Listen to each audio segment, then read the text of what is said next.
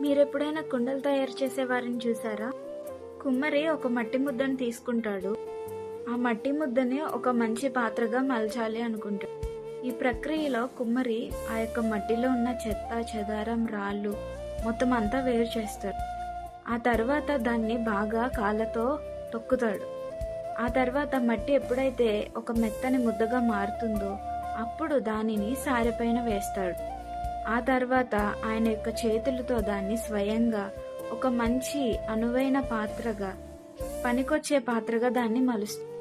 ఇదంతా ఎందుకు చెప్తున్నానని ఆలోచిస్తున్నా. ఆ మట్టి ముద్ద మనమేనండి. ఆ యొక్క కుమ్మరి మన యేసుక్రీస్తు. దేవుడు ఎప్పుడైతే మనల్ని ఒక పనికొచ్చే పాత్రగా చేయాలి అనుకుంటారో అప్పుడు ఆ మట్టి ముద్దలో ఉన్న యొక్క రాళ్ళు, చెత్త, చెదారం కుమ్మరి వేరు చేసినట్లుగానే మన జీవితంలో ఉన్న చెత్త, చెడుగు, పాపము, దేవునికి అసహ్యకరమైన కార్యాలు, లోకపు క్రియలు, అవిధేయకరమైన కార్యాలు సమస్తాన్ని దేవుడు వేరు చేస్తారు. ఆ మట్టి ముద్ద కాళ్ళ కింద నలగబడడం అంటే దేవుడు కొన్ని శ్రమల గుండా మనల్ని ప్రయాణింపచేస్తారు. కొన్ని శ్రమలకు దేవుడు తానే స్వయంగా మనల్ని అప్పచెప్తారు. శోధించబడిన మీదట నేను సువర్ణము వలె మారుతాను అని వాక్యంలో ఉంది.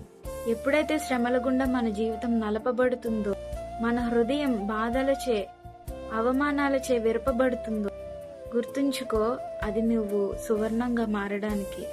తర్వాత కుమ్మరి ఆ యొక్క మట్టి ముద్దను సారెపై వేస్తాడు.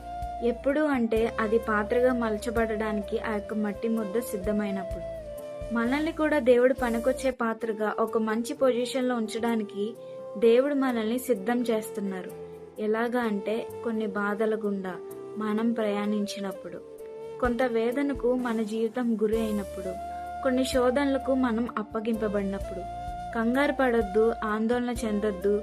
అది మన మంచికే, మనం ఉన్నత స్థానంలో ఉండడానికే అని గుర్తుంచుకోండి.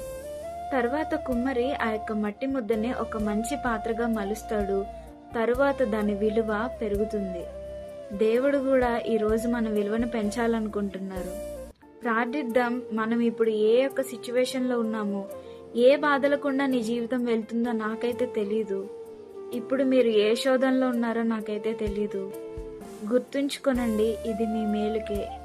దేవుడు అతి త్వరలో మీ జీవితంలో విలువైన ఒక గొప్ప కార్యాన్ని చేయబోతున్నారు. నమ్మితే ఆమేనని చెప్పండి.